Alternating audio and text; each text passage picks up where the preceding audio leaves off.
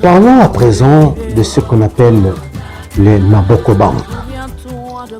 Beaucoup de choses ont été dites là-dessus. On a laissé croire que nous avons exigé du gouvernement que cette prime soit payée en espèces pour nous permettre de détourner facilement l'argent. Ce n'est pas la RTNC qui a demandé au gouvernement de nous payer cette prime en espèces. Mais à l'origine, ce n'est pas une prime en fait. Quand j'accède à la tête de la RTNC, j'ai trouvé le dossier Maboko Bank qui tanguait. Je me suis imprégné du dossier. J'ai posé des questions aux ressources humaines et aux syndicalistes.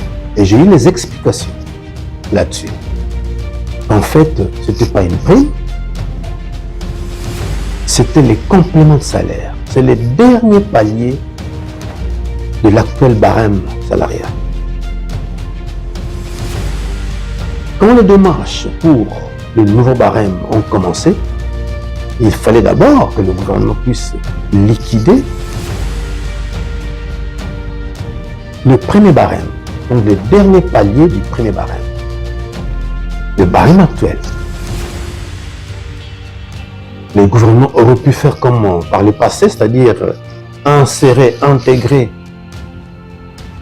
ces paliers dans le salaire, sans problème, et tout serait bancarisé. Mais pour des raisons de contraintes budgétaires,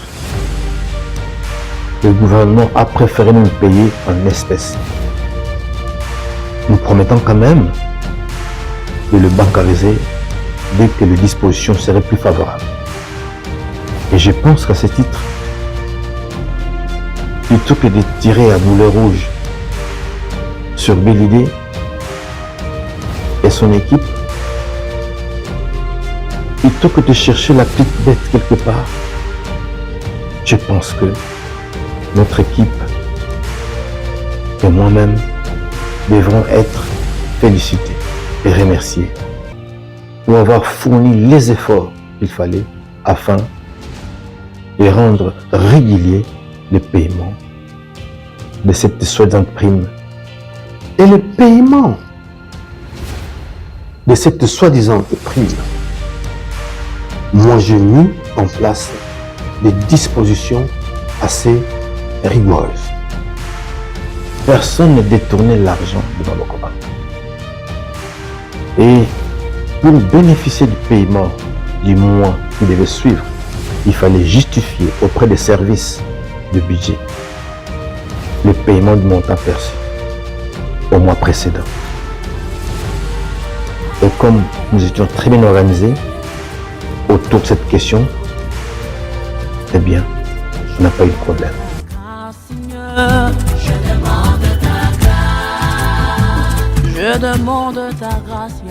D'abord, il faudra vous dire que quand je suis arrivé à la tête de la RTNC, j'avais besoin du syndicat. Et je crois que Guy Kindala et ses collègues se rappelleront ma première parole au syndicat. Je leur avais dit, je suis un enfant d'un syndicaliste. Toutes mes études primaires ont été supportées par les syndicats où travaillait mon père à l'époque, l'UTC de Boroliko. Parce que mon père, Bungaba Kamachi, paix à son âme, c'était un syndicaliste chevronné, l'un des meilleurs syndicalistes du Congo central. Je suis un enfant de syndical. Je vis mon père s'activer pour défendre les travailleurs. Et les syndicats ne peuvent pas être divisés. C'est pourquoi je dis aux syndicalistes, je ne travaillerai pas avec un syndicat divisé. Parce qu'un syndicat divisé ne peut pas remplir sa mission. C'est impossible, je leur ai dit. Moi, je ne diviserai jamais les syndicats. Je n'ai pas besoin de diviser les syndicats pour bien travailler. Parce que je dois travailler pour l'intérêt de tout le monde. Restez unis et nous allons gagner ensemble avec notre personnel. Voilà pourquoi avec le Maboko Bank, j'ai réuni tout le monde. Je les ai responsabilisés. C'est un travail commun. Chacun doit apporter ce qu'il a. Ne comptez pas seulement sur le DG. Le DG n'apporte pas des sorties miracles. chacun de nous doit jouer sa partition, mettre la main à la pâte. Mais restons unis. Travaillons pour faire aboutir ces dossiers. Et nous avons travaillé ensemble, en synergie. Cette complémentarité, cette synergie, cette unité qui a fait que nous réussissions avec Maboko Bank. Moi, je suis de mes relations, c'est vrai. J'ai une carnet d'adresse, c'est vrai. Mais chacun joue sa part. Cette parfaite collaboration avec le syndicat nous a permis de préparer dans la sérénité la session paritaire syndicats et employeurs, au cours de laquelle plusieurs questions de grande importance ont été traitées avec des solutions judicieuses. Nous aurions préféré clôturer nous-mêmes cette session paritaire. Malheureusement, nous devions quitter nos fonctions. Pour traiter de questions liées au personnel, en tout cas, il n'y avait pas un temps à choisir. Même jusqu'à 22h, on était ensemble lorsqu'il le fallait.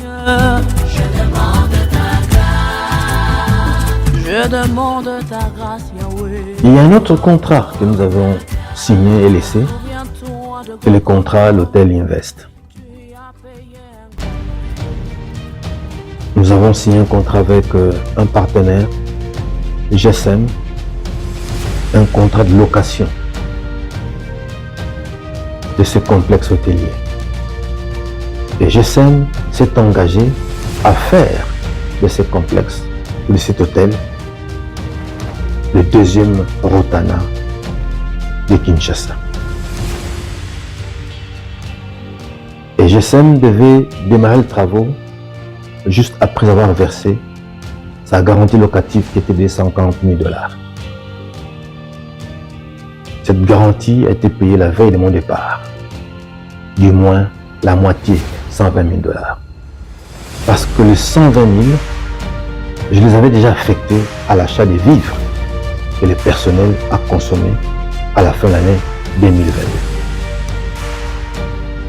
C'est l'équipe sortante qui avait payé ces vivres que nous avons tous mangés à la fin de l'année 2022. Mais l'autre moitié a été virée au compte FNC juste la veille de notre départ. Il était question que juste après, GSM puisse commencer le travail. Et elle avait pour 16 mois.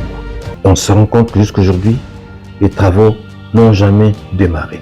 Les 16 mois vont bientôt s'écouler. GSM devait déjà, au bout de 16 mois, exploiter l'hôtel et commencer à payer les loyers de $40 000 à la FNC. Je ne sais pas ce qui s'est passé, mais je crois que le personnel est en droit de savoir qu'est devenu ce contrat, parce que l'hôtel n'étant pas exploité, l'hôtel étant abandonné, Dieu seul sait dans quel état nous sommes en train de mettre ce complexe hôtelier. Alors que tout était planifié pour que les travaux démarrent aussitôt que GSM devait payer sa garantie locative, ce qui était fait la veille de mon départ. Tu as payé un grand prix. On parle de plus en plus de comptes parallèles, de comptes qui recevraient jusqu'aujourd'hui les fonds de la redevance. Donc des comptes que nous aurions ouverts à notre profit pour détourner l'argent de la redevance. J'avoue qu'en tant que financier, moi qui maîtrise le système financier congolais, le système bancaire congolais, et bien entendu, en tant que fiscaliste,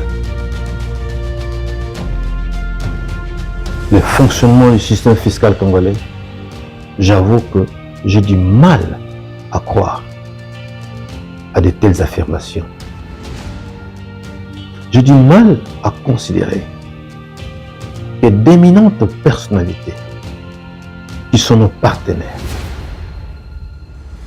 Jusque-là, la DGDA, la DGI, les gouvernements provinciaux de Kinshasa, les gouvernements provinciaux du Haut-Katanga, les gouvernements provinciaux du Congo central, et toutes ces autorités ordonnent le reversement du produit de la redevance, une taxe, dans un compte privé, dans un compte parallèle, dans un compte qui n'est pas celui indiqué dans le contrat.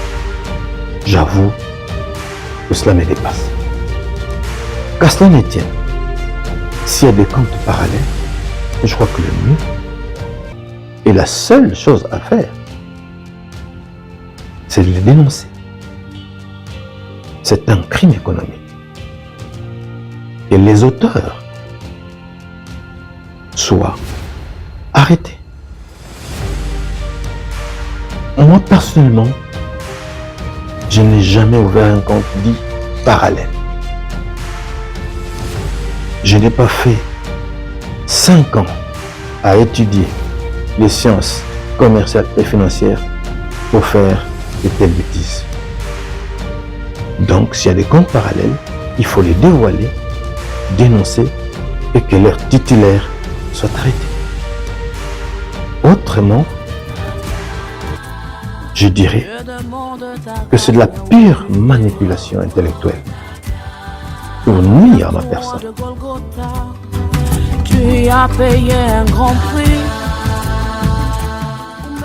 En conclusion, j'ai tenu à m'adresser particulièrement aux personnes de l'RTNC aujourd'hui pour que cessent justement toutes ces accusations gratuites formulées contre ma personne.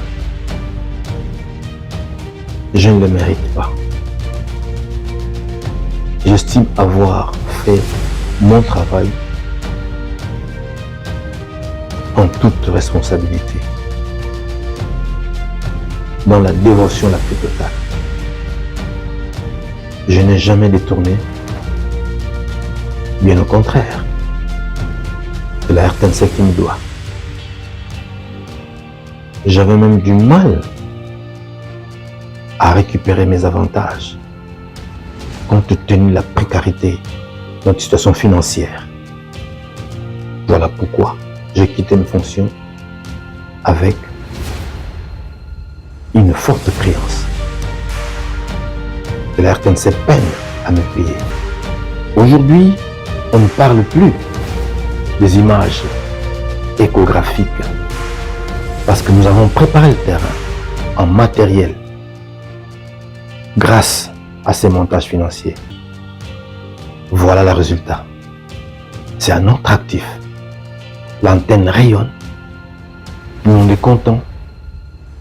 Qui n'a pas apprécié le travail fait par nos vaillants techniciens à l'arrivée du pape et lors du jeu de la francophonie. Tout cela a été rendu possible que grâce au matériel que votre serviteur a eu l'honneur de commander grâce à ces montages financiers qui étaient soutenus, approuvés, acceptés par M. le Président de la République à travers cette lettre d'approbation du Premier ministre.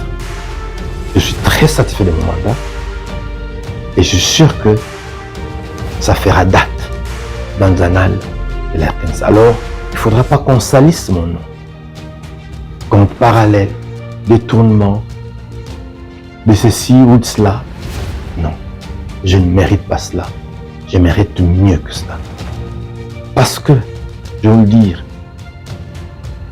depuis plus de 20 ans aujourd'hui, BD Bunga participe d'une manière active et significative sur le fonctionnement de la RTNC. D'abord, en 2003, je quitte la RTNC Goma en tant que directeur des informations pour prendre mon siège au Parlement de transition 1+4 comme député national. Et dans ma tête, la redevance audiovisuelle, il en faut une loi. Et j'ai préparé et déposé la proposition de loi. Et avec l'accompagnement d'un collègue, Boris Mbokulaka, nous avons lutté pendant près de 7 ans, finalement, La loi a été votée au Parlement et promulguée par le chef de l'État en 2011. Cette loi pouvait aussi porter le nom de Bélidé, loi Bélidé. Ce n'est pas tout. En 2013, Bélidé Bunga revient à la maison. Il met en veilleuse sa carrière politique. J'étais directeur de cabinet au gouvernement provincial du Congo central, Sumbachi Bacha et Léongousou. J'ai regagné la maison et 2 ans plus tard, je suis nommé directeur de la redevance, 2015. Je trouve comme recette la redevance moins de 5 000 $. Je me suis activé et tout le monde l'a vu. Et beaucoup de directeurs m'accompagnaient partout où j'allais. Et mes principaux collaborateurs, nous allions partout, SNEL, DGI, partout, pour imposer la loi sur la redevance. De moins de 5 000 $, j'ai révélé la recette à plus de 60 000 $.